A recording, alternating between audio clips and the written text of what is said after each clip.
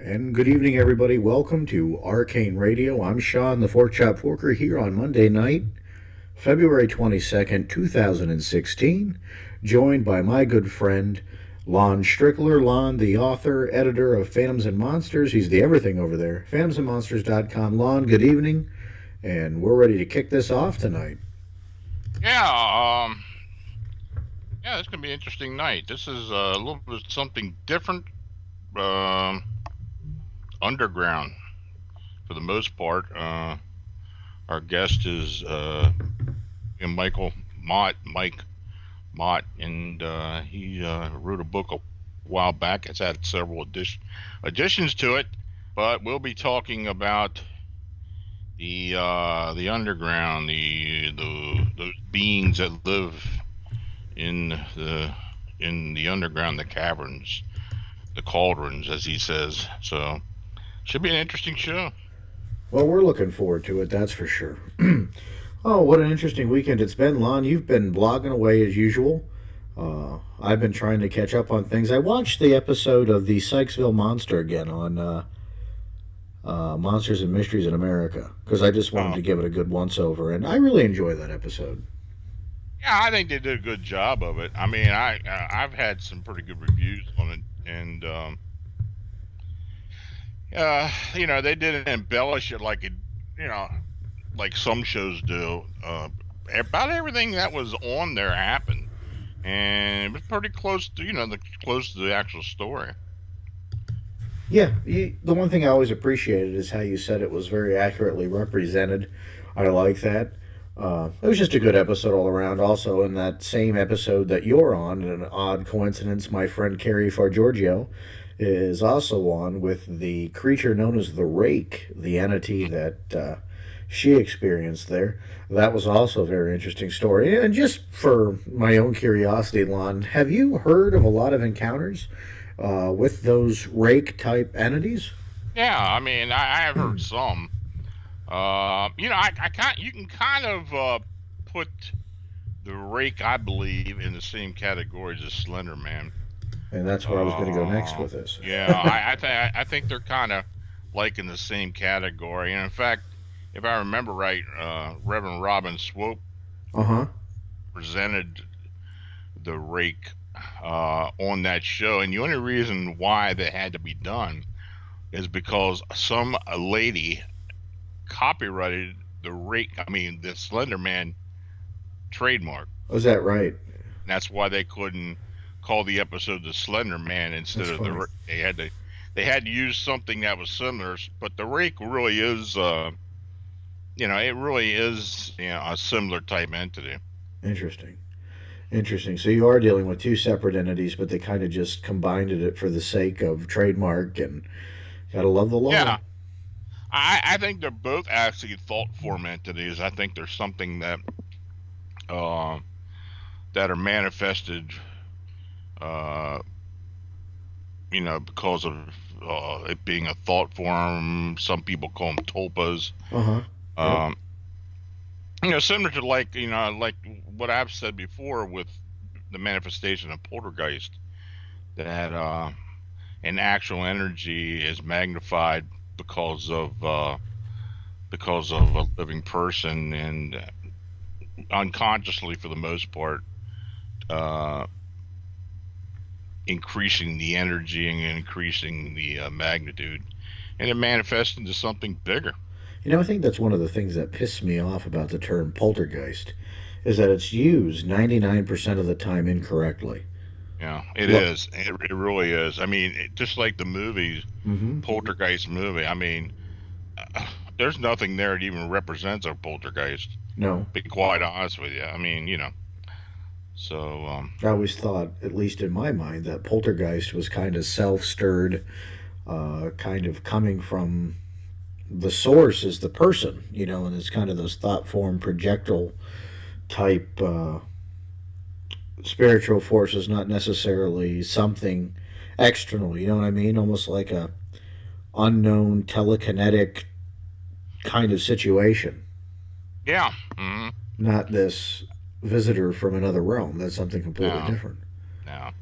I mean, I'm not saying it can't be, but I mean, for the most part, it's it's something that's done, say locally, but it's Mm-hmm. something done in a specific locale. Yeah. I don't know. They can't always get it right. That's why Mm. you're here to correct them. And Uh-huh. so, poltergeists, Slenderman, rakes. The only thing we're missing are a couple hoes. No, I'm sorry. I'm just kidding. We got all kinds of things going on here. Bigfoot sightings not really picking up this year so far. Really quiet Hmm. this month. We had a couple come in, I guess, beginning of the year, but it's been nothing really static. Nobody gets back to us. That's what we're kind of dealing with. I'm really frustrated Yeah, uh, and that can with be a that. bit frustrating. Very Um, frustrated. now I can say that we did receive another Dogman report. Here we go. Uh, What do you pick Actually up? up in near Altoona area, Okay. and I'm waiting for Butch to get back on that. We're attempting to we're attempting to get more information. And as soon as that comes out, we'll report it.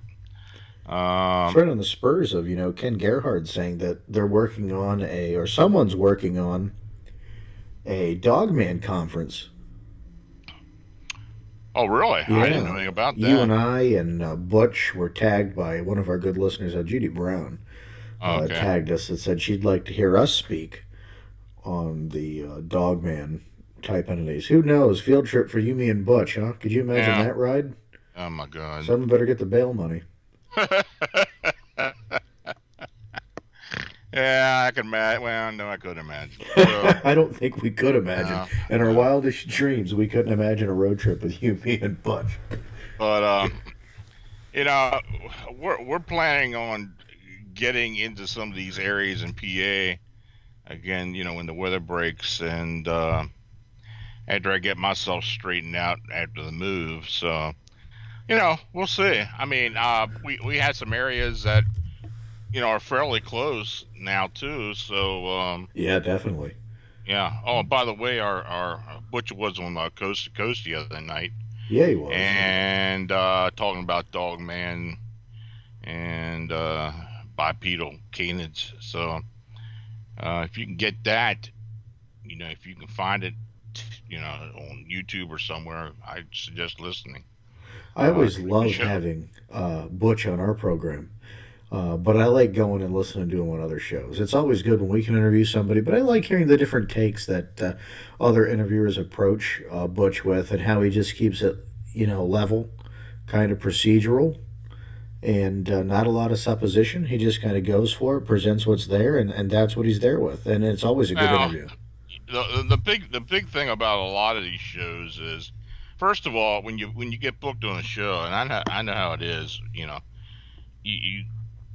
you kind of wonder what their angle is, if it's Mm-hmm. adversarial or they just want to hear what you got to say. And I for the most part, you do get a good conversation, but sometimes you will get somebody that I wouldn't say that they're as much a skeptic as he just adversarial, and I think Butch handles that pretty well. Yeah, well, I was with, in fact, I kind of got my first break doing this kind of stuff on the X Zone with Rob McConnell. Hmm. And I don't know if you've done the X Zone, but I know Bush has done the X Zone, and Hmm. Rob McConnell's a really good guy, but he has a tendency, he can get a little skeptical too. Hmm. And I've just always enjoyed my interviews with Rob, and he's a good guy up there in Hamilton, Ontario. Hmm. Not Ontario, as you and I were talking about before the break, somewhere in outer space. But he's always a good interview, and I don't do a lot of interviews outside of this. You know that I don't like to do. I listen to myself talk enough during the week, and I'm sure other people don't want to hear me any more than what I'm doing already now. So I don't entertain a lot of interviews. I've done a couple. I've done Yeah. a few with Shannon. I love doing interviews with Shannon. I just don't. It's like you. I don't like that kind of suspense of going in not knowing what I'm getting myself into. Is this person going to be hostile? Are they going to be? Because you know me, I have a short fuse, and Well, it can be anxiety filled oh sometimes. yeah, I've done coast to coast now, what, 3 times, and you know, for the simple fact, I like George Knapp, and he's asked me to be on there the 3 times, and he's, I like his style interview, and the information does get out there the way I feel it should, and I, I enjoy being on there, but I don't do a whole lot of interviews actually. no, I you mean, don't. I've got a couple scheduled. I've got some podcasts coming up too, but other than that, I mean, it's kind of a, somebody may ask me to do it or something. I guess it just depends on the mood I'm in. Quite honest with you. I just don't. I don't.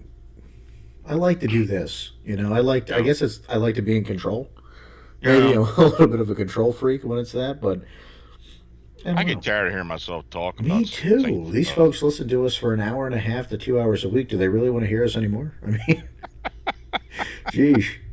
We just got the audio right finally. A year and a half on the air by ourselves, and Yeah. then we finally sounded good. Can only Well, imagine them listen to us I more than was once a checking the week. pod. Yeah, I was checking the listings on well, excuse me, the rankings on Stitcher today, and we're up there pretty well now. I guess we're number 39. We We do traditionally well in the ratings, and we have our listeners to thank for that because for some yeah, reason yeah. they come back every week, and we like them. I mean, don't get us wrong. We love you folks. We do this show for you. I mean, for us too. Let's not lie. We like it a little bit, or we wouldn't be doing it. But we really feel like what we bring you is maybe something a little different, maybe not totally different, but it's Sean and Lon, and we have kind of that folksy charm that brings it down to earth. And though many times, Lon and I guess the one thing that they'll appreciate from us, Lon, is even if you and I don't agree with something totally, if we're not on the same page as each other with something, we don't beat the hell out of each other about it. Yeah. We can agree to disagree about things, but talk about it civilly. Well, we've had some pretty good guests Oh too, yeah. and I mean, people have agreed to come on with us, and we much appreciate that. And we're still trying to get a few other ones, but You tell us who uh, you want. We'll try our best to get them. it's tough to do sometimes Mm-hmm. to arrange people's schedules, but uh, you know, I had to give our guest a lot of the credit, and we've had some good guests. We need to get some more female guests. We've been a real sausage fest lately. Well, we've got some coming up, so Good, good, good, good. I love to have the ladies on the show. hmm They're so much smarter than us men. More in tune to everything. And I'm pandering to our audience, I am. But yeah, they are. Let's be honest, Lon. They're smarter than us. yeah, I think they are. They pay attention, and we need to listen to them more. And yeah, I love it. I really love it. I love what we do here. I have a lot of fun when we do it, and I think that's why we keep coming back week after week. Is that it's just enjoyable for both of us, and I love to get to talk to the people. I mean, lately, when you get Lon on a roll, folks, you don't know how hard it is to stop Lon when he's on a roll. In fact, when he's on a roll, I just let him go. I love it. I love listening to him talk to these guests about subjects that sometimes I have no damn clue what he's talking about. And these guys, they just go. And I learned so much, Lon, from you and our guests, and hopefully our audience gets the same experience. And like I was talking about last week, feedback is they want to hear more of the stories hmm from the guests and more of the, I guess, quote unquote, gory details. And that's what we're going to try to do moving forward here. A little bit more from the guests, but man, we've had some really good guests. And next week we're going to have Patrick Meechan back. Yeah, yeah. Patrick's going to come back, and we're going to pick up where we left off after we had a Skype incident. Whatever the hell Uh, happened on that show. That show went to pot real quick. It didn't start out good. Let's be yeah, honest. well, I mean, it seems to be the thing, and we're not the only one that has this experience. When we're talking about entities and spiritual and paranormal, where something happens to Skype. I don't know what it is. I people mean, think I we don't know if BS it's sometimes, I think, with when we have these issues, when we're talking to guests and we're talking about these paranormal things. But I kid you not, folks, there's stuff that happens. Like, there's no logical reason why Lon just drops during the middle of a phone call for he's got perfect connection and boop, there it's you know, gone. it used to And happen over BTE too. oh my God, Bill Bean. Anytime we have Bill Bean on the show, Bill's on coming on with us soon. yeah, well, let's knock on wood. And you got some salt? Go outside and throw that over your shoulder. We need to. Something's going. Whenever Bill Bean would come on Beyond the Edge Radio, something would happen. Yeah, he did. Yeah, he did. It was funny. Well, it's been a busy week. I'm telling you, I've got I'm still working on this humanoid case out there in Arizona, and I'm actually got some colleagues doing an RV on it. Remote Uh, viewing for those who s- aren't familiar with RV. I've got a colleague friend in Australia who's going to be looking into this for me, and I used to work with her before, and she's going to be doing this. She's gotten herself back into some of the RV and some of the Hmm. clairvoyant work that she has done before. She's very good, so I'm glad to have her on board to help me out. And in fact, I'm waiting for her to write some things up.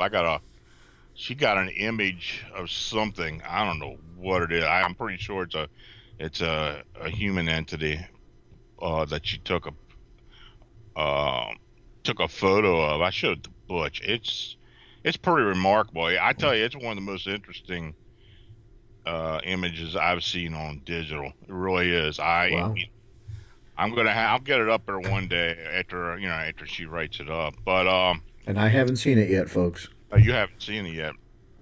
And of course, I've got a new case I've been working on in Sag Harbor, New York, up in Long Island. This is an orb infestation. Um, An orb infest. this, An orb yeah, infestation. this is weird. This one's strange because I had a case several years ago in Perth, Australia, Western Australia, Uh huh. where the witness had these this orb infestation in his apartment. But the thing was, you could see these orbs without the camera. You could see it. You could look at the camera and you see it, but you could stand there and see it as well too. They were seen with the naked eye. Gotcha. Well, the situation here in this case up in Long Island is you can only see these orbs with digital equipment, Okay. and it is so weird. And now the family lives in a cottage right smack between two graveyards, Oh wow. two colonial graveyards, from what I can understand, what I understand. That's convenient. And so there has been some big orb activity outside. So I'm working on that. I'm trying to get some more information on that. That's something I'm gonna have to. I'm probably gonna have to get some local help for that because I have no idea what we're dealing with. This is, I'm quite sure it's spiritual, but the fact that only it can only be seen using digital equipment is pretty odd. Hmm. You cannot see it at all with the naked eye. Interesting. So So you got kind of. That's weird. yeah, it is weird, and I don't know if I've ever heard of that before, to be I honest don't, with you. I have heard similar, but not that, not like that. That is odd, and Anything after else besides the orbs that they're encountering? no, I mean, there's no paranormal activity at all in the place. Just the orbs. That's just the orbs, and that's the Wow. weird thing about it. Now, if there was something else going on, yeah, then I'd attribute it to that. But there's nothing else going on. Interesting. Uh, but I think there is a potential for something to happen. Hmm. I told her, I told the witness, look, if you get any inkling of any type of activity, you got to let me know because this may be one of these deals where something just suddenly starts to happen, Yeah, that's what I was thinking. and It could just pop one day and. it does happen. And of course, there's no fear factor. There's no dysfunction. I was just going to ask. General moods are good and everything. Yeah, so there's nothing to feed it. Children. There's kids, but they're young kids, and I don't think there's anything there. Gotcha. So we'll see. I mean, it's something I'm going to be working on, so we'll see. Well, definitely keep us posted. And of course, we got all the other odds and ends and going on. Of course, I said this dog man thing. Got the new sighting, and I've been working on a few other odds and ends. I got a few more angles going too, so that's par for the course for me. You're a pretty busy guy. Whatever Yeah. happened to our friend up in the northern Atlantic region? He's having ongoing encounters with Oh, Sasquatch. yeah, that's my buddy Jerry. He's Yeah. yeah, the guy lived up in actually lived in Nova Scotia, Okay. the Atlantic Maritimes, but I'm not going to be specific what area of Nova Scotia. I still have contact with him. He's had some medical issues over the year or so. Um, but that situation, from what I understand, is still going on. We were going And to take a trip up there, truth be told. yeah, we were talking about it. I don't know. I mean, and he as far as this orb thing, he's had the same activity up there. Same situation. You can see it with he can see it, but you can walk around his farm and it looks like a snowstorm of orbs Oh, wow. all around. Yeah, it's weird. What causes that? Like, just I in some regions. I don't know. I That's think there is a tie. I mean, of course, I feel there may be some spiritual in, you know involvement there, but when it gets to the point where you see these orbs in such density, I think it's a little beyond that. I think there may be some non-terrestrial activity going on there, it's a thought. and there has been a lot of he has experienced a lot of UFO activity, and he has in one instance seen an entity leave or walk out of a craft. Oh, So well, that's a whole other ball game yeah. right So there's a there. lot of stuff going on up there. Let alone the habituation with the Bigfoot. Maybe that's why we didn't go. I mean, I don't know. We were talking about a couple of years ago, but yeah, it's been about 3 years ago we were going to plan that trip up there. yeah, yeah. I don't know. Things just didn't work out. So if he still wants us to come up there, maybe we'll go up one Who day. knows? You never know. Once we get mobile, Yeah, there's no yeah. stopping us, guys. No stopping us. So we did want to talk about a couple more things on Phantoms and Monsters tonight, but I took you off on a couple tangents. I'm sorry. Now, I got one thing here I can talk about real Oh, quick. This is a story I got the other day. It actually came. This is one that was sent to me, okay. and it was pretty interesting. I called it Restaurant X. We'll try to get through this quick as I can. I'd like to thank you for your website. Appreciate what you let people tell their story without harsh judgment. That is why I decided to contact you. I have come to the conclusion that I'm just someone who has had odd experiences. I've had things happen to me since I was a kid. Yada yada yada. Okay. One experience still bothers me. Since I can't figure out a category in which to put it. It is an experience I had many years ago, and he's going to go ahead into it here. So it was an incident I've been reminded of when I was in Chicago for a tourist weekend with a woman I was dating. We had been in the Art Institute during the day on Saturday. It was a Saturday in August of 1988 or 89. I know I was a graduate in graduate school at the time. After we had left the Art Institute, we walked around the area and window shopped until about 8 p.m. We were both getting hungry, so we decided to find a place to eat. She mentioned that there were supposed to be good restaurants in a warehouse district a little north of where we were, so we drove a little and parked the car in what seemed like a rather questionable area. There were plenty of people walking about, so it also seemed to be okay. We walked a few blocks and were in what seemed to be a construction area, or maybe a destruction area. They seemed to be tearing a building down. Next to this lot was a multi-level building, but not tall enough to be a skyscraper, maybe 10 to 12 floor office type building. This area was devoid of other people, and the building seemed to be shut down for the weekend, but we walked right up to the front door and went in the building. There was a hallway that stretched out to both directions to the left and right. On the wall in front of us was a sign that read Restaurant X. There were two heavy appearing wood doors just down the hallway to our left. We walked to the doors, opened one of them, and stepped into a very dimly lit restaurant that seemed devoid of people. All of a sudden, a woman appeared out of nowhere and asked us to follow her. She was dressed in a dark suit and was carrying menus. She sat us at the square table near the center of the restaurant, gave us our menus and a wine list, and walked away. We were descended upon by three waiter staff, one woman and two men.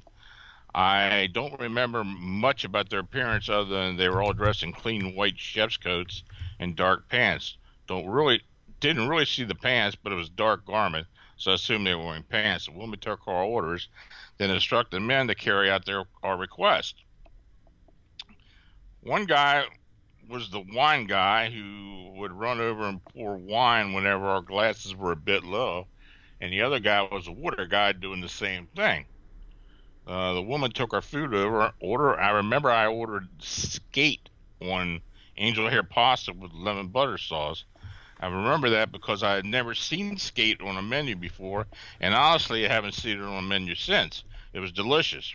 The wine was excellent and odd because we ordered one bottle of wine and drank from it all night. We probably consumed about 3 bottles worth, and we didn't get drunk, but we should have had at least been tipsy. As we were eating, no one else came into the restaurant. We had the whole place to ourselves. The wait staff would stand off to the side of the restaurant behind us where it was dark and difficult to see them. We finished our meal, paid our bill, and left. We talked about how odd it was that there were no people around and that no one else in the restaurant. We went back to the hotel and left for home the next day. Now, this is where it really gets weird. At the time, I was involved in a biathlon racing. I was doing the Coors Light biathlon in Chicago next weekend. I will be traveling back to Chicago on Wednesday with a close friend who was also in the race. We traveled to Chicago, stayed at the race hotel, the Hyatt on Wacker Drive, got to the hotel in late afternoon, unpacked, and my friend mentioned that she was getting hungry. I suggested going to this great restaurant that I'd eaten at that weekend before. It was pricey, but it was worth it. And I mentioned that it was within walking distance just north of our hotel over the river. I do not remember the address, but at the time I knew where it was. So we set off to walk to the restaurant in the early evening. We got to the corner where the building was being torn down, and there was the office type building next door. The office building looked very different, more abandoned, and if that makes sense, like it had been sitting empty for some time. More run down, maybe. The building was there, however, there was no Restaurant X.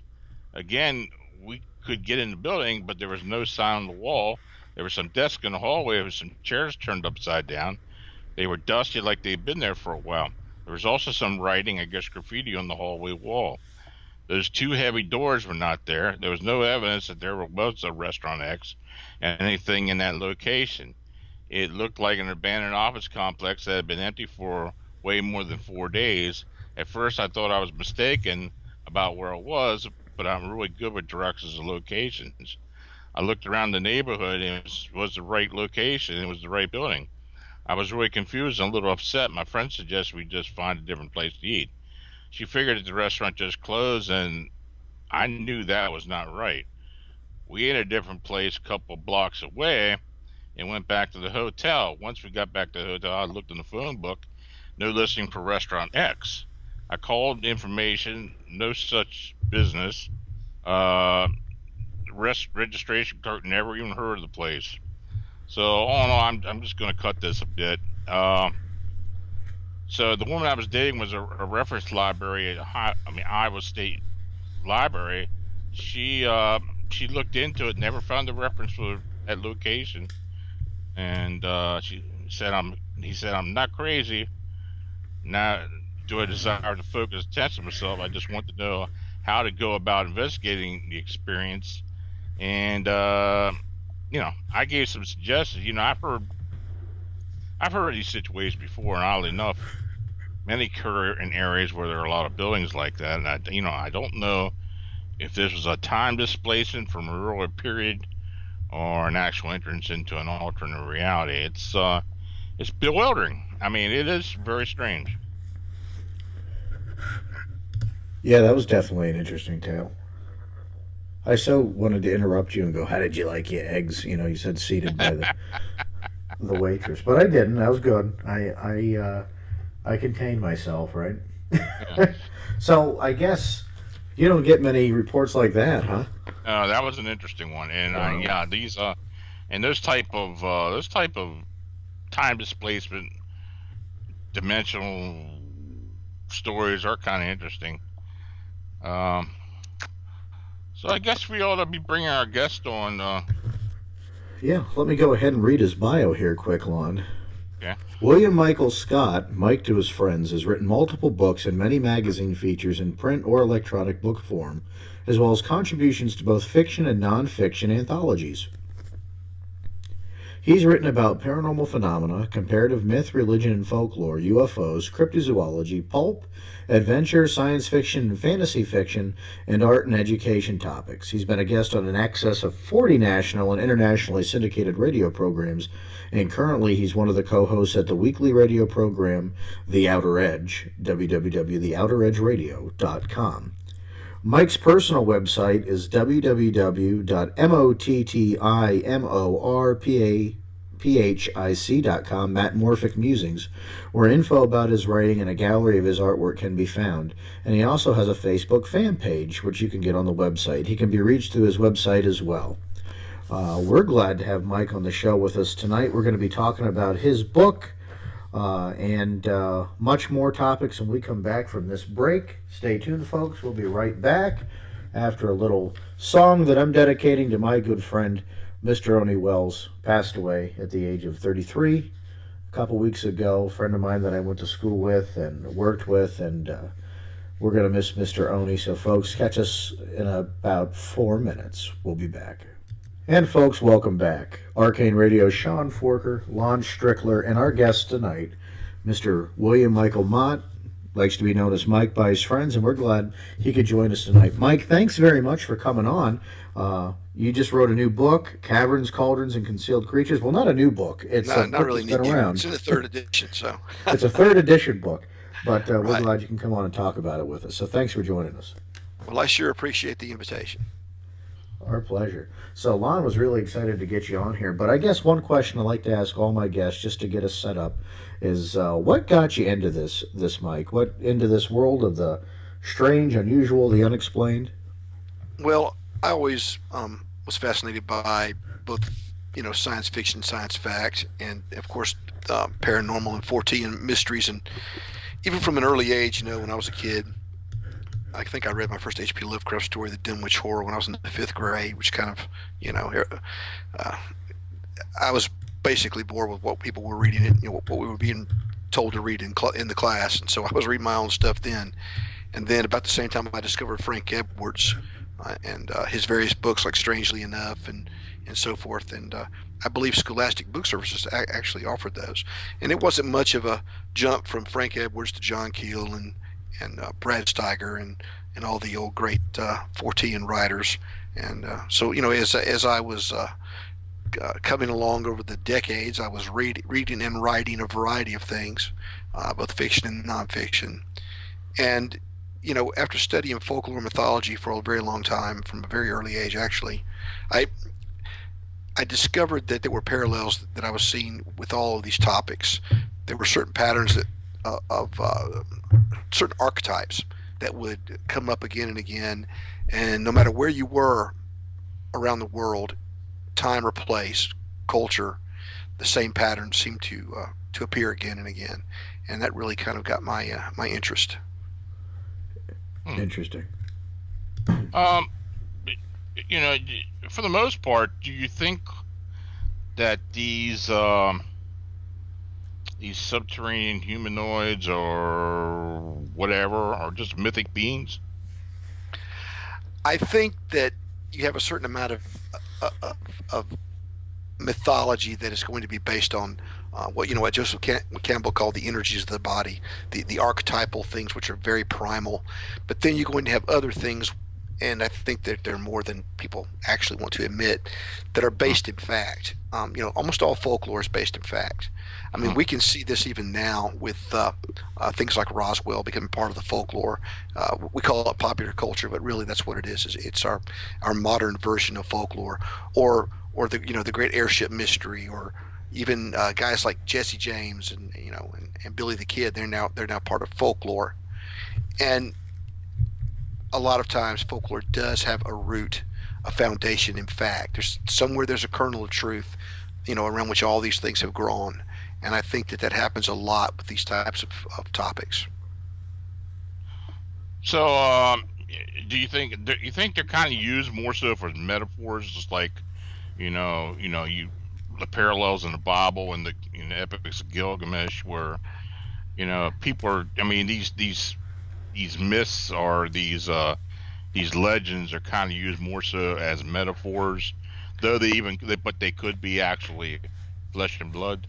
Well, sure, I think that you're looking at different aspects of the same thing. I mean, you can see them as metaphorical in that they may carry a very valuable lesson, they may teach a lesson, but at the same time, there could be a kernel of truth to any and all of them, or even some of them could be literally, factually true. And when you start seeing parallels between, for instance, the Nephilim tales from the Old Testament and the various apocryphal and epigraphical books that have been removed from the Bible, Mm, really, after Christianity had already started, they took those books out. mm, Um, when you start seeing these parallels with that, and then the Epic of Gilgamesh, or the ancient Greek myths, with the demigods like Hercules and so forth, who are part supposedly divine, what the ancient Hebrews would have called fallen angels, for their fathers, but of course the Greeks called them gods. When you start seeing these parallels around the world, not just in that Mediterranean region, but you go to China and you have the Dragon Kings. You go to Japan, you have the Dragon King of the Sea, and things of this nature. And so you see these beings, these same stories again and again, the same theme of wanting to intermingle with human beings, and there's something genetically that human beings have that these beings seem to want, and then you bring that all the way up to the present day with modern day stories about so-called alien abductions Hmm. and genetic experimentation, hybridization, this sort of thing. It's the same story. It's the same stuff. It's just that the update, the presentation has changed. The mm. sky as it's being presented, the mask is a little bit different, but it's really the same stuff. Well, yeah, I like how you broke the book up in the East, the West, and then the New World with Native America, Mesozoic, uh, Maya, Aztec, yeah, Yeah. even in sense the Anasazi. But you know the the beings that were described, that had been described by Native American cultures and Mesozoic uh, cultures seem to kind of hit more home. I mean, you kind of sense that. I mean, in other words, they they don't seem to be as mythic or They possibly, Well, they don't seem as distant in the no, past, that's right, that's as right. removed in time. I think you have legends in the Americas, a lot of legends about these Native American tribes that came into conflict with these different groups of giants, Hmm. cannibalistic giants and interlopers from um, uh, different realms, a lot of times from the underworld or from the sky, or whatever the case may be. But they don't seem like they seem to be more immediate in terms of, even though the people will say it happened a long time ago, but then they can show you, well, it happened here, and this is where the giant put his hand, and these are the caves that we came out of when we emerged from the underworld, things like that. And so these things are a lot more immediate than they are, say, in the old world um, context. Hmm. Yeah, I mean, I look at the one legend I look at more than any other, the Anasazi and the Ant People, and the fact that uh, it does seem that this may be an extraterrestrial or non-terrestrial type of entity that they encountered, and it does seem that a lot of the Native American uh, beings do kind of represent visitors as opposed to uh, those beings that are underground or are living on the surface. Yeah, yeah, and it seems like a lot of times there's a memory of people coming from somewhere else. Mm, In other words, um, we had an encounter, for instance, with the Anasazi or the Hopi and the Ant people. It's as if, well, these beings helped us through a cataclysmic time, and then we emerged from wherever they had us in a safe location beneath the surface, and now we're back here in the surface world. And then you'll have the legends of the Apache, who talk about the old Fireland, which sank mm, in their what would have been their eastern ocean, which of course is the Atlantic Ocean, and the old Fireland exploded and sank within the space of a day, and their ancestors supposedly escaped by means of tunnels and boats. So you have all these stories of these cataclysmic ancient events, but they really don't seem. It seems like they have a more immediate feel to them.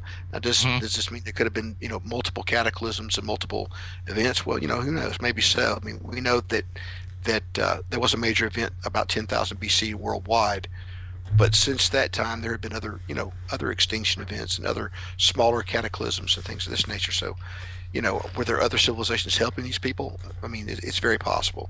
And of course, you know, I'm a diffusionist, and that means that I believe that people from all over the world end up going all over the world. I'm not one of these people that believes that everybody in North America came from Siberia, or Hmm. that everybody, people move around.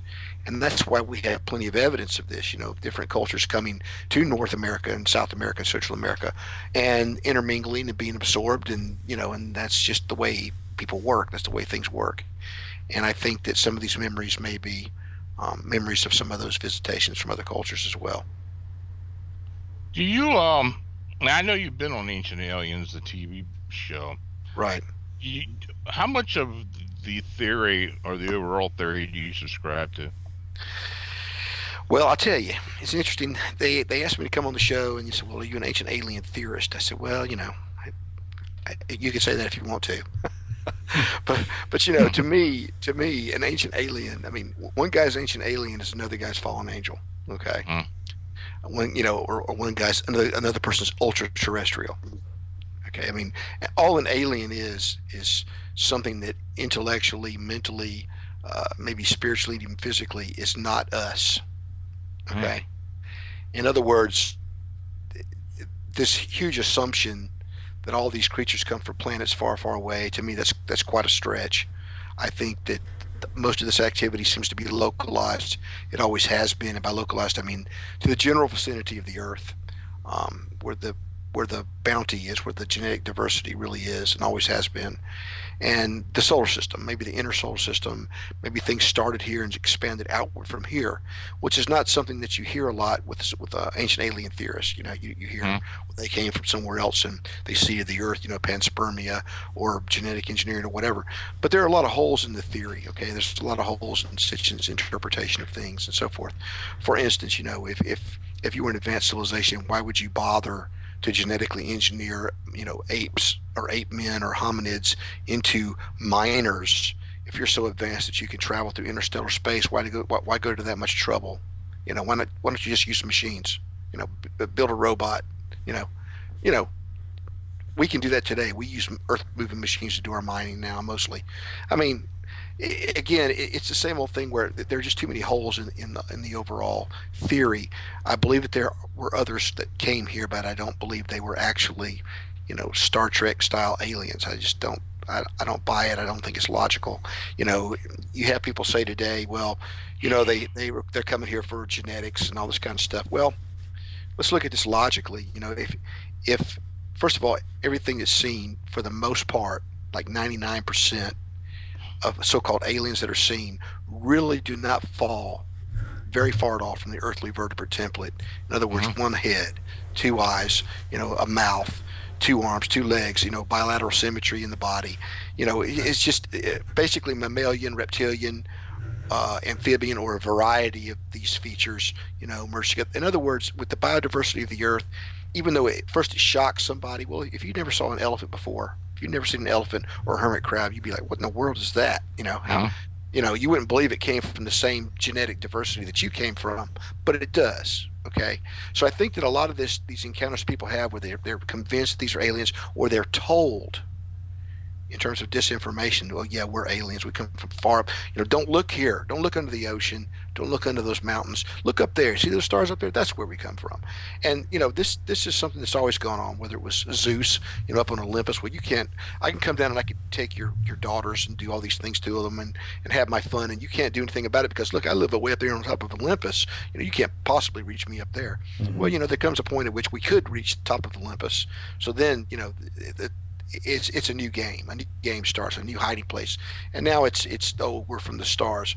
Well, let's look at this logically. I mean, if you're a spacefaring race, and you have the ability to say create a wormhole and jump across the universe, or you can travel at light speed or nearly light speed, or if you can warp space, any of these things that you could suppose that would have to do to travel in interstellar distances, your science would be so vast that if you had something genetically wrong with your species, you would be able to rewrite your own DNA. You'd be able to correct any genetic errors. You would be able to reprogram your DNA. We're almost at the point now, we're at the verge of a genetic technology revolution as human beings, where we'll be able to, correct genetic errors and this kind of stuff. So why would we assume just because somebody tells us they come from far away, or they seem to indicate that they do, or they want us to believe that they do, why are we going to believe they actually come from that far away? Because why would they come all the way out to the edge of the galaxy to get genetic material if they're that scientifically advanced? In other words, if they're getting the material from us as an easy source, it's because they view us as a resource, and it's because genetically and in terms of biodiversity and origin, they are a lot closer to us than they would have us believe.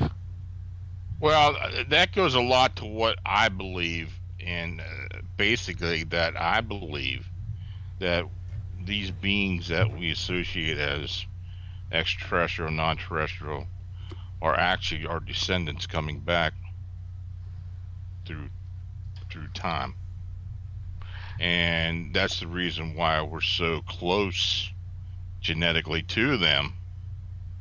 What's your thoughts about that? Well, I look back at the information that's presented, and I see related numerous stories of closely related hominid forms, and others that for instance, the Human Genome Project recently has revealed some very interesting things. Where, for instance, Europeans are anywhere from 2 to 4% Neanderthal. People in East Asia are 2 to 4% Neanderthal and 2% DNA wise Denisovan, which is another species that was just recently discovered, and now they say they've discovered another unknown hominid in that region that may have been absorbed by populations there. Sub-Saharan Africans, again, they have an entirely different ancient hominid line that has now been actually isolated and identified, but this one's on the Y chromosome, and it's even older. So, we may be looking at a real, Planet of the Apes or Lord of the Rings type situation where various hominid forms that were very closely related to each other, they intermingled, and over time they became the races of humanity that we have today. Kind of like different breeds of dogs. I mean, it's no different, or different types of canines. And when you start looking at these actual scientific facts, these truths that are now coming out, you have to ask yourself, well, could there have been other hominid forms or other closely related forms, that evolved to a high level of civilization and then ran into different types of problems, a genetic bottleneck of some kind, or a genetic defect, or thermonuclear war, whatever. We have these hints of these things that might have happened in the distant past, and so we have to ask if people like that, if they were that advanced, let's say they had already had their singularity event, okay, they would be like gods to us, even though they aren't gods, and they would see us possibly, or our ancestors, as a resource, to use to correct their genetic errors, to use to interbreed with. And this is something that you find, in all the folklore and mythology and religious systems of the world. In the Bible, you have the seed of the serpent and the seed of the woman at war. In in the Hindu epics, you have these various non-human races that seem to delight in kidnapping maidens and marrying, human maidens and things like this. The fairy lore in Northern Europe is the same way. Young youths and maidens are often, seduced and taken away by humanoid beings for purposes of marriage and procreation. And Native Americans have the same myths, and in the Far East, you have the same thing. So you have to wonder, if where there's smoke, there's not fire with some of this stuff, and the UFO phenomenon seems to again tie into this because you have these ancient flying craft, you have the Vimana in the Hindu epics, and even the Naga people, the so-called reptilian race, they have Vimana. You have in Northern Europe, you have the so-called fairies that have the power of flight, things of this nature, and so you have to wonder if there's not fire where you find all this smoke. Mm. And you talk about time travel. Well, my problem with time travel is really very simple. Einstein said time travel was possible. I believe what he said was you could go back, but you could never go forward again. Mm. And this would be in order to create you. This would be like a failsafe. The universe would prevent you from visiting the same scene repeatedly. Okay, the same time. In other words, that would create a problem with the continuum. So there's some sort of failsafe built in there according to the way Einstein looked at it. Well, also think about this. I mean, we're on a planet that's going around a star. Meanwhile, that star system that we're in, the solar system, is going around the center of the galaxy.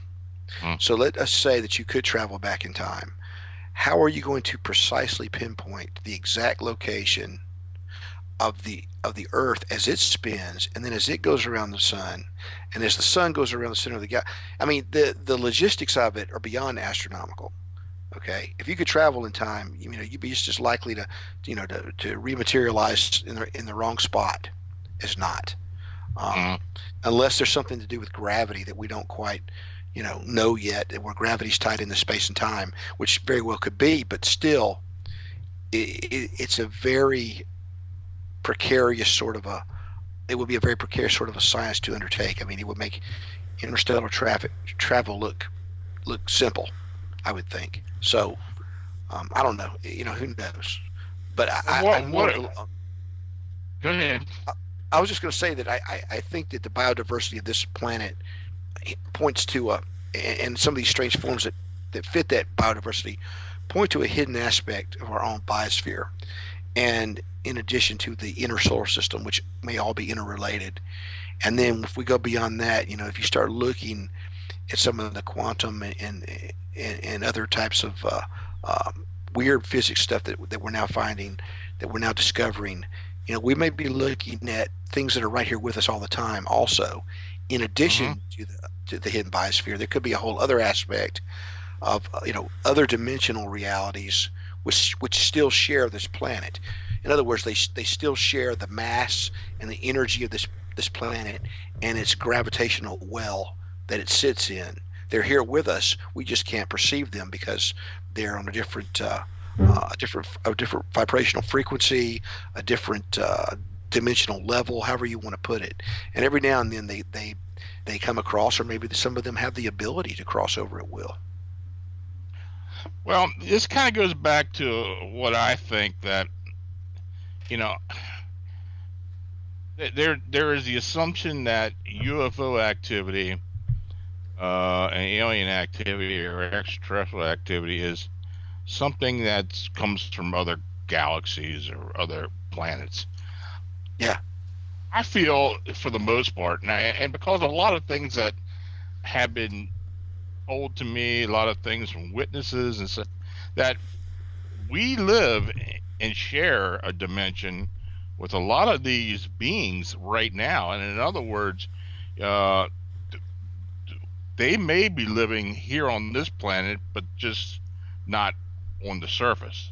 Yes, exactly. Exactly. They may be living underground, and if they are able to go back in time, it might not be such a impossible realization that they can do it while they still live on basically the same plane. Well, I recently had an interview I did with Gaia TV, a show that they have called Open Minds with Regina Meredith, Hmm? and we talked about. She said, "Well, do you believe in the hollow Earth? The Earth is hollow." And honestly, I believe that the Earth is a big electromagnet with a solid nickel iron core, which is spinning, superheated, and I believe all the hard science on that is accurate. But does that mean that the hollow Earth is not real? Well, no, because if you think in terms of multiple dimensions, there could be an aspect, for instance, to that incredibly powerful magnetic Mm-hmm. force That's what I was that going is to say. creating a gravitational well that occasionally allows you to slip at a certain point. If you're at a certain point on the globe at a certain time and the conditions are just right, where you can slip into that other reality which exists inside the planet, but not in our physical dimension. Right. Okay. So, Right. in other words, that's just one aspect of it. When you start looking at the layers of the Earth is highly stratified. It's full of fissures, cracks, caverns. They just recently discovered yet another gigantic cavern system, and this one was in Spain, Hmm. that was filled with gigantic crystals, a lot like the one in Mexico, except the Mhm. one in Spain is not superheated, not real hot. You can Right. actually go in there, and look around.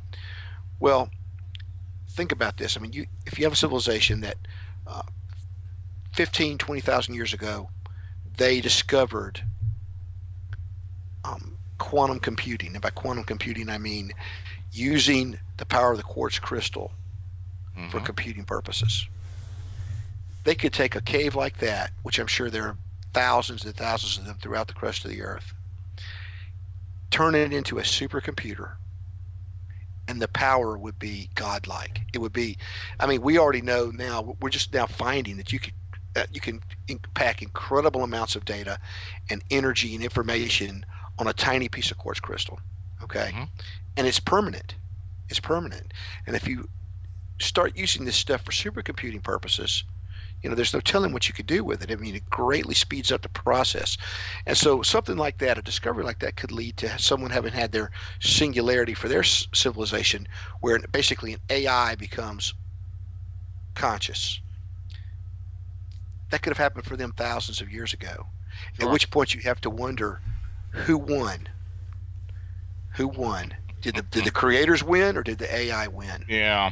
And Yeah. does this not explain some of the weird things that we experience sometimes? For instance, I some think of it our does. encounters. Yeah, and some of the encounters that people have that are anomalous encounters, they talk about it was almost nonsensical. It's as if the creatures or the beings don't know quite how to interact with humans. They just don't get it. They don't seem to be able to emote properly. They seem to be mimicking or putting like a pantomime. They're trying to communicate symbolically, and this is the way an artificial intelligence would attempt to react Hmm. and interact with us, I think. And if these beings became the slaves of the very thing that they created, that might explain entities such as the Greys, for instance. Mm-hmm. you know they may be that may be the source of their hive consciousness. They may all be helplessly locked into a symbiosis with this thing. So these are all ideas that we should start thinking about, and looking at these things, because if nothing else, there are cautionary tales there for us. Yeah, I think I think a lot of lot of this phenomena is in the neighborhood. I mean, I'm not saying Yes. I'm talking Earth, maybe the moon, but I think it's in the neighborhood, and and you're talking about electromagnetic uh, energy. I mean, look, I mean, if we didn't have it, we wouldn't be here, and we'd be a cinder Right. for the most part, and there are, and it is proven that the Earth's surface has several hot spots, Right. and there are several areas on the Earth that have a lot of weird activity, just like we know up in Pennsylvania where we've got a lot of weird stuff going on in specific areas. It just seems that this may be what's actually going on. I've had a lot of abduction uh, witnesses, experiencers, abductees describe these underground caverns where they have been Right. taken, and even underwater cities and such. and it's consistent, and Yes, it is. you know, And it just and you and go it ahead. goes back. It goes back into antiquity. The stories of the underground civilizations, the sub-oceanic civilizations, the abodes of the so-called gods. And I say so-called here, of course, because I believe that most of these beings, whether you want to think of them as fallen angels, Nephilim, ancient aliens, whatever your little term for them might be, I Mhm. think that these beings are basically coplanetarians with us, and that doesn't mean that they did not at some point break away and go explore the solar system. They probably did, and some may be out there now, doing their own thing. But they know where their origins are, which kind of ties in with some of the things that they say to people. This is our planet. You are our property. Things like this, which you would only say if you were from here. Okay. Oh Um, yeah. yeah. So Yeah, it's I've come to this that conclusion a while back. I mean, yeah, and you even look at the great masters. I mean, Dante, Tolkien, H.G. yeah, Wells, Verne. yeah, I mean, you know, they've been basing a lot of underground phenomena in for hundreds of years now. sure. Well, So somebody who saw, you have to wonder if they didn't know something. I mean, sure, H.G. Wells of course, he was a Fabian socialist, and among other things, which is not too cool. But he was a member of various secret societies, and you look at the things that he wrote, and he seemed to know, just in the same way that Jules Verne seemed to know what was coming, and as if he was in the know, as if he had been told, and he mhm, made different, like in the Time Machine, he has he almost perfectly pinpoints the world wars, warfare from the air, and then nuclear war, and all this kind of stuff. But then he takes us further, and he shows us that there's a time in the future, and who knows if that's not really now, even though in his book it's in the far distant future, mhm, when he's wanting us to understand metaphorically, I think, that there's an unseen world. There's a world under the surface, and here we are on the surface, and we live our happy little lives, or so we think, but we don't realize that we're seen as a resource by this other intelligence, this mhm. other darker, colder, more primitive in some ways, but more advanced in some ways, intelligence, which is alien to us, but it also is from here, and it is in some way related. And here you have his story, the Morlock, who are the underground dwellers, and the Eloi, who are the surface dwellers. And what was Wells trying to tell us? There was something there that I think he really was trying to convey. He wasn't allowed to say it because, again, forbidden knowledge, top secret society stuff, probably, but at the same time, there's a message there, and he was trying to convey it symbolically, I think. And this is something that you find in numerous, not just in fiction, but in various folklore systems, and folk tale collections, and religious teachings. It's the same story. It's just Right. are we paying attention? It's just something we're supposed to get, you know, instinctively. Are we supposed to just sort of apprehend this, comprehend it, and just kind of it's there, which I think to some extent is the truth. That's how folklore works. But it's sort of like a defensive mechanism for the human psyche, our collective psyche. But there's a message there, and we have to get that message. Until we do, we're just doomed to repeat the same old thing and to be victimized if that's what's going on. Well, let's put it now in context with the cryptids that people are seeing, experiencing today. Bigfoot, the upright canine, and other things. People are seeing dinosaurs, pterosaurs from the past. I mean, who's to say Yeah, that the this dinosaurs isn't still get me. I don't get that? that. I said the dinosaurs are still getting me. I don't. Yeah, I mean, there have been, there people are seeing all kinds of things. I mean, Yeah, it's just not popping up. It may be popping up. It's coming from the underground. Maybe there is uh, a vast population of these beings in the underground, and they can just suddenly bring themselves onto the surface. right, right. Well, that does seem to, that a lot of times you'll find evidence of that. I mean, there are, of course, numerous stories, for instance, of monsters in caves. Different types of anomalous creatures that live in caves, that live in mines, tunnels, sumps, areas where the ground is collapsed, karst type terrain formations, and these are the areas that often are supposedly haunted by non-human beings. So you have to wonder if they don't come out long enough to do what they have to do to get what they came to get, and then they return to where they came from. Mm. And this could tie in a lot with missing people, missing hikers, missing people who just disappear with absolutely no explanation whatsoever. And I'm not saying that that's always the case, or that people aren't being kidnapped or by psycho killers, or wandering off, or trying to change their identity, which of course that does happen, runaways and things like that. But when you look at the fact that 2,200 people a day in the United States alone disappear without a Yeah. trace, Yeah. 2,200 that are never accounted for. That's a lot of people every day. Okay. So here we are. We're the most advanced society that the world supposedly has ever seen, as far as we know now. We've got all this technology. We've got police. We've got all these other things, the internet. 2,200 people a day vanish without a trace in the United States every day. Extrapolate that out to the rest of the world. What about the third world? How many people vanish in the third world every day? You never even hear about it. You'll never hear about it. You'll never know. How many people around the world does this happen to? It's almost as if, if 2,200 people in the United States were dying every day of a disease or being killed in a war, the uproar in the media would be, deafening, and it would not stop. Right?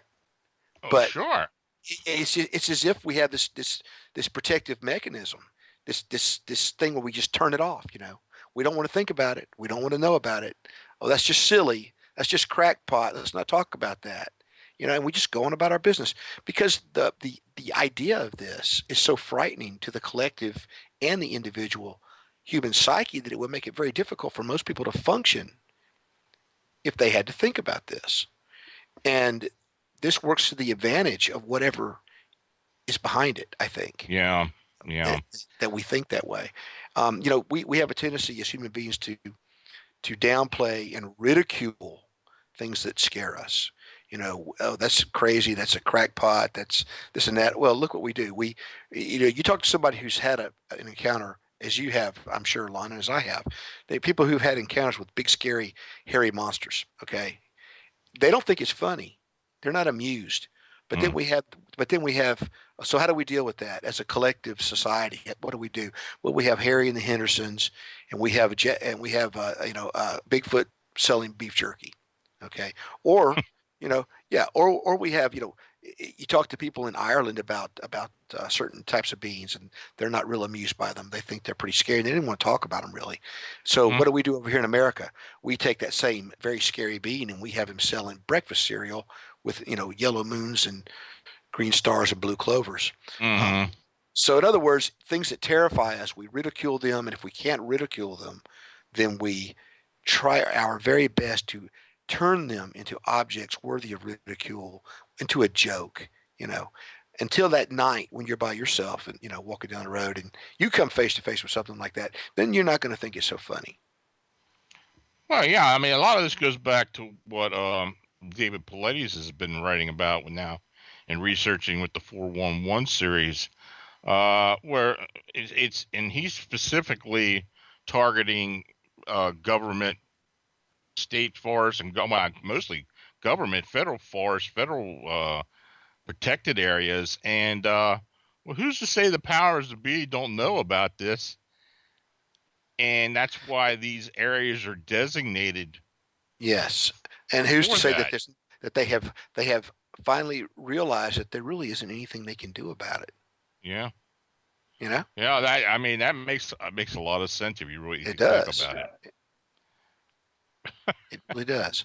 And Scary too.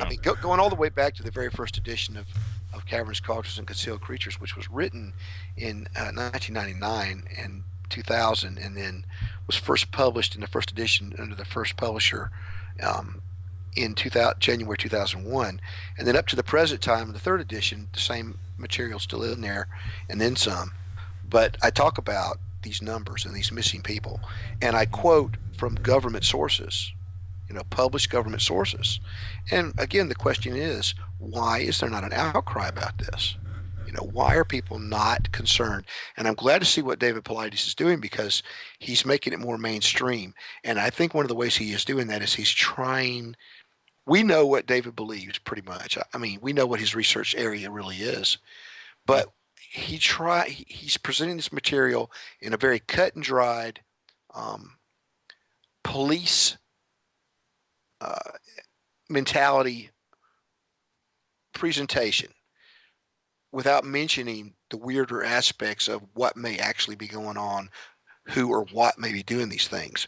In other words, he there are hints there in the work, but his main focus is presenting that this is going on. That's his main mm-hmm, focus, showing that it's happening.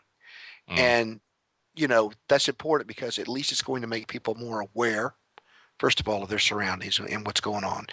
And maybe it will make people think and start thinking, hey, we've ruled out the obvious. We've ruled out the supposed logical ideas or the usual suspects.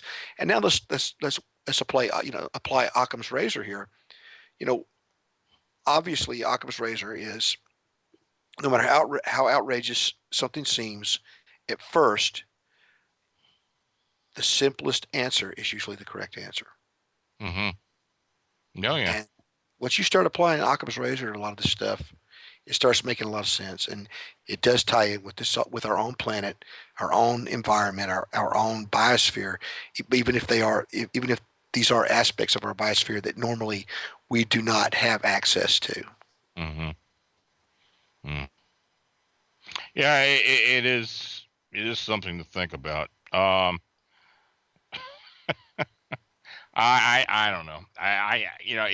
I believe that there is something to this. It's Yeah, just that recently there had been on. I don't know if you know about. You probably do on Reddit.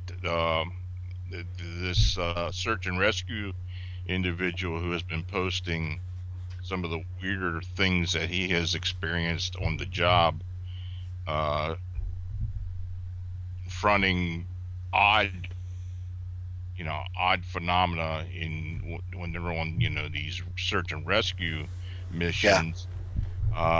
You know which one I'm talking about?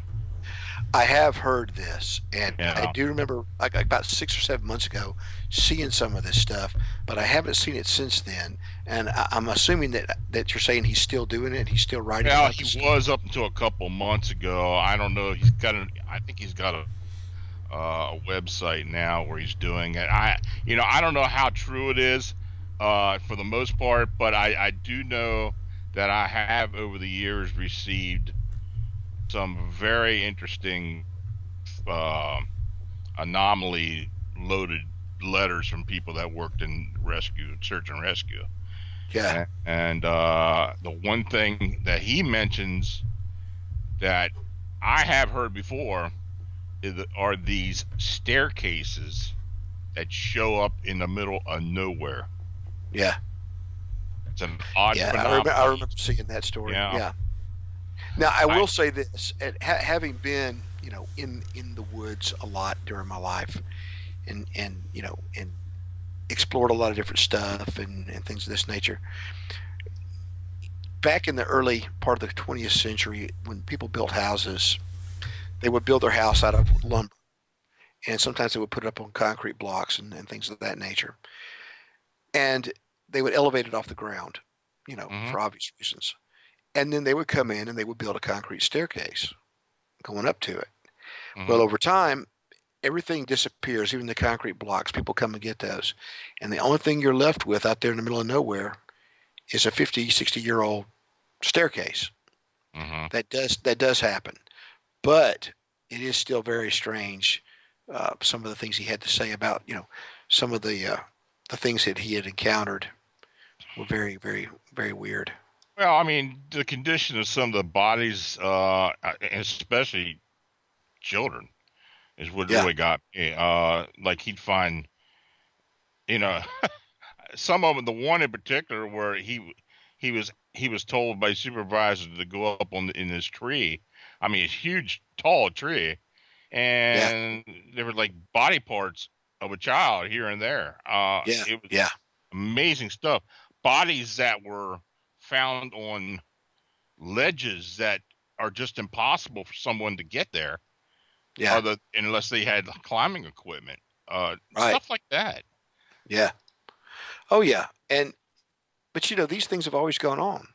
Yeah, oh This yeah, is this is something that has always happened, and this is why people think that fairy tales are just little silly stories for kids or folk tales and stuff. But no, these are cautionary tales because people wanted to protect the young. They want to protect their children, and so these tales we talk about the different types of things that were in the woods that would get the kids. Whether it was the witch with the alluring house, or whether we're talking about the hairy trolls, which we now know by different names. All these different beings that we were warned about through folklore and fables and fairy tales. These cautionary tales, and they serve a purpose. They serve a purpose. hmm And I think that when people, it's kind of like with the Victorians. The Victorians took um, fairies, fairy lore. Okay, before the Victorian age, there was nothing charming about fairy tales, so-called fairy right. tales. There was nothing fun, pretty, cute about it. These were very dark tales. The hmm fairies didn't have wings. They were bloodthirsty, Frightening. often, oh yeah, frightening, cannibalistic, sometimes demonic, with an insatiable lust for human genetics, kidnapping children, young maidens, young men, seducing people who would then disappear forever, things of this nature, which is very similar to what we're talking about with people disappearing today. But we just don't look at it in that same way anymore.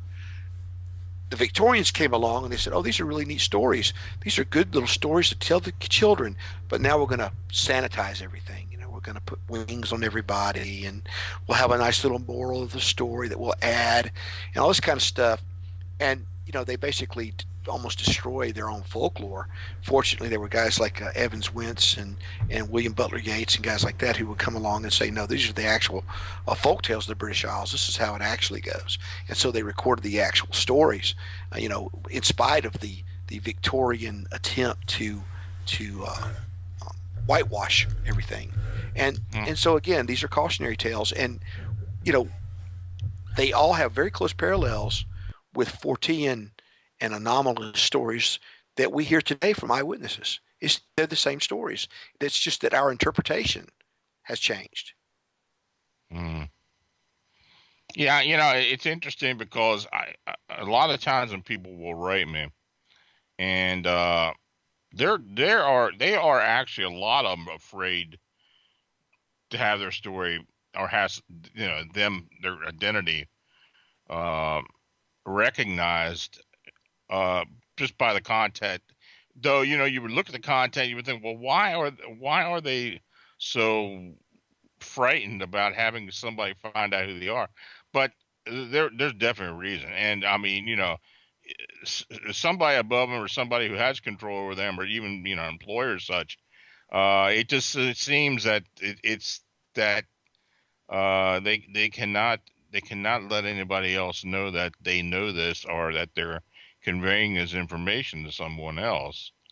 And I think there's a lot of that out there, and I think it's more out there than we know. People know things that aren't just aren't getting out, and I guess that's the mechanism in which, like I said, the powers that be keep control of a Right. lot Well, of the it's a real built. It's a information. built.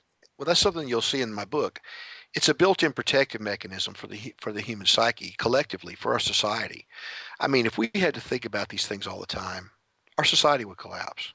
Oh We yeah. wouldn't function. I mean, basically this concept of ridicule and so forth is built in, and the fear of ridicule, the fear of being shunned and not socially accepted, and things of this nature. And so, just like you, I've encountered so many people who tell me their story. Sometimes they'll let me use their name, and sometimes they'll just be like, you can use the story, but don't use my real name, or hmm or or we were told never to talk about this, or in our family, or whatever. And this is because they fear what will happen. They might get ridiculed in the community, or they won't be accepted in the church, or they're afraid to lose their job, or people will talk about them. But what they don't understand, and maybe some of them do, because they do come to us and tell us these things after all. hmm But until we start looking at this stuff in terms of something really is going on, it's not going to get any better. Right. You know, um, Yeah. it's one Well, of these things I where. I Go think ahead. lately over the last several years, and I think it's because of the internet, and people see that there are others talking about a lot of these things, that people have opened. No, we talked about this before. People are opening up more and letting information get out, because they know that there are people actually looking into it now. Well, my interest in this is largely and originally was as a folklorist. I was looking at this in terms of not saying that it's not true. Like I said, Jesse James is now part of folklore, Hmm. but seeing what these parallels and these patterns exist, and trying to figure out what is the basis. Where does this come from? Obviously, there's got to be a basis somewhere that started all these different concepts and keeps it going, because we see the same stuff over and over again. It just changes, it updates, seemingly to match our current understanding of science and the world around us, but it's still the same stuff. And so we have to look at it in terms of folklore, I think, because you and I, Lon, are participating in a modern update of human folklore. We Hmm. just have a different interpretation, new tools, a broader range of scientific tools to choose from, more eyewitnesses. We have all these other things that previous ages didn't have and different centuries didn't have, but we're doing the same stuff. We're collecting the same type of data. We're Hmm. just putting a new presentation on it.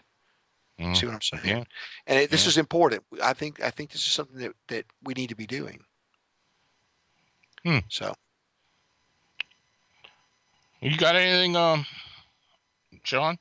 Any I'm taking it questions? all in. I mean, you guys have really hit a lot of topics here. You got subterranean people and mythology and, time travel. And, Lon, you hit me with a out of left field there with, perhaps these are our descendants from the future coming back. And I don't know. That's an awful lot to process.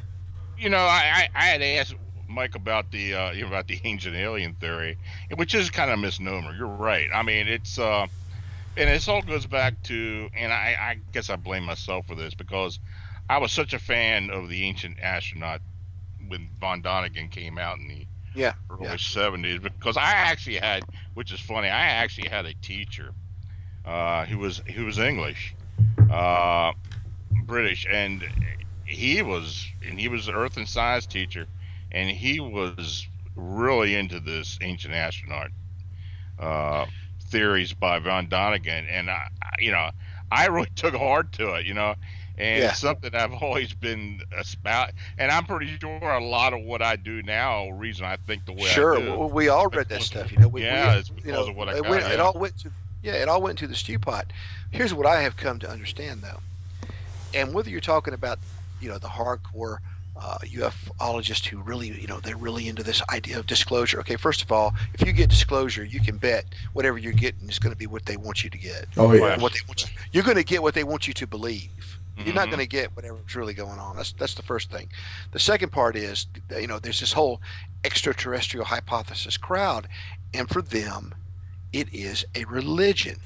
Well, an offshoot of that is the ancient alien movement, and yes, it is a religion. It is a religious movement in terms of there's a dogma, there are certain high truths which are not to be argued with or disputed. There is a priesthood, and it's just like anything else. And I think what they're missing is they're concentrating on they're missing the forest for the trees. They're attempting to fit everything into this one little paradigm, but it's a much larger um, a sampling of data Mm-hmm. that doesn't necessarily fit that paradigm. And so we have to start looking at whatever Occam's razor would say about this. In other words, the most obvious truth, the simplest truth, is going to be the correct answer, even if you don't want to believe it. That's where it's going to be, and I think that's where we have to start looking is right here where we come from. Yeah, I agree with you. I mean, I enjoy watching the series. It's been on how many years now? It's been on a while, but it does get to the point where a lot of the subject matter, trying to put it with the ancient alien theory, is a bit contrived. And Well, our ancestors were not stupid people. no, mm-mm. Okay, basically, there even recently there have been very serious scientific studies indicating that the population of our planet is getting dumber at a staggering rate. Okay, and you look at guys like Pythagoras, Archimedes, all these guys who lived thousands of years ago. To be alive at that time and to survive on a day-to-day basis, or for your city-state or your little kingdom to survive, you had to be smarter than everybody else around you. Okay, dumb people did not last long in those days. Now we've taken away natural selection to a large extent, and so we've kind of changed the game over the last 120 years or 100 years or so. Not necessarily for the better in the long haul. And so I think that when we make these assumptions about how dumb people were, oh, they're primitive. Well, okay, you think they're primitive. We can't even today cut the stones that they cut then and move them. We don't have the equipment today to move the big stones at Baalbek. We don't have Yeah, the equipment today to build the megalithic sites high in the Andes. We can't do that. So how dumb yeah, were those people? Apparently, they weren't too dumb. Okay, if you took a city block of people today, any given city in the world, and you transported them to 5000 BC, how long do you think they would last? hmm. Well, Not yeah, very long. not No. very long at all. And that's not because the people back then were dumb. Okay. Intelligence, there are different types of intelligence. And there are some people today whose intelligence is largely based on their iPhone or their Galaxy phone, Yeah, and their internet connection. I mean, let's face it. That's just that's the world we live in. yeah, it No. is. Well, Mike, how can people get a hold of you and give out your website to everyone? Well, I tell you, they can go to motomorphic.com, mottimoorphic.com/blog for my latest stuff with my blog there. But really, to get to my books, go to my publisher's website, gravedistractions.com. That's gravedistractions.com. And you go there, look under authors, and you will find my author page with links to my books and my websites. So all of my online stuff, radio shows and all that stuff, but go to gravedistractions.com and then go to the author page and you'll find my author page there, and you can find all the information there. Very good. Well, Mike, thanks for coming on with us. I really appreciate it. Problem, no I problem. learned a lot, and I tell you, Me too. very much enjoyed I, the book. It's a great well, I sure reference. appreciate it. I appreciate you guys having me on, and I enjoyed it. It's always a pleasure. So, Our pleasure. Thanks again, Mike, Take for care. joining us. And folks, sure thing. gravedistractions.com. Search for author William Michael Mott and get his book. The book is Caverns, Cauldrons, and Concealed Creatures. And thanks again, Mike, for joining us. We really appreciate Sure. it. No problem. Thank you guys. Our pleasure. Yeah. Lon, next week we return with Patrick Meacham. Yes, sir. And Patrick will be coming back with us, and we will try to take up where we left off. we're also going to try to take calls. Yeah. Oh, okay. We're going to try to get that up and running next week. And Good. I'll have that information so you can post it on the website and the Facebook. We'll take calls probably about the 11:15. We'll take calls for maybe about 15, 20 minutes. Try it out, see how that's going to go. We've wanted to do it in the past. We've been equipped to do it. We just haven't done it. So we're going to try that again this week. But Lon, great show. You guys just blew my mind there with when you just threw out that the descendant time travelers. My mind went hoy. Well, I mean, it's a lot to think about, and Mike brings up some very good points. Uh, you know, what don't we know? And there's got to be A lot. there's got to be a reason for a lot of what has been going on. People are seeing the unexplained, the unknown, and it's just not about little green men from other galaxies. I think I think a lot of what we're experiencing is in the neighborhood. Oh, well, that's always, you're not the only one who shares that thought. There's a lot of folks that agree. Is it closer to home than we think? Is it on our home? I guess we really don't know till we really start exploring and asking the questions. Is the truth real close to us, perhaps underneath us? I guess you'll have to read William's book or Mike's book to understand more. Well, that's why we do what we do, and that's Indeed. why we continue to do so. We're going to be bringing you music exclusive. Well, not really exclusive, but music for uh, Arcane Radio here in the next coming weeks. You'll be able to check out the musicians from our website as soon as we start playing their songs. And again, great show tonight, Lon. I really appreciate it. I really appreciate this type of show because it takes me outside my comfort zone, gets me to think a little bit about some of those things I haven't really contemplated before. And this book was different, and I think it was just up enough people's alley.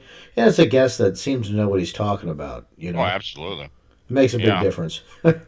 Yep. So next So- week we start talking about we go back to ghosts and hauntings, and it's going to be a good show. Yeah, it will be. All right, folks, you've been listening to Arcane Radio. Sean Folker, Lon Strickler. Good night, everybody. www.arcaneradio.com for more information. info@arcaneradio.com. You can email us. Find us on Twitter @arcaneradio. You can go to phantomsandmonsters.com to read all about Lon and what's going on over there, and theforkchop.net for up-to-date information on what I'm doing. If you want to yell at me, chastise me, it's all there. I'm here to take it all. So, folks, again, thank you for being with us each and every week, inviting us into your homes, offices, wherever you listen. We're glad to be there. Thank you, everybody, and good night.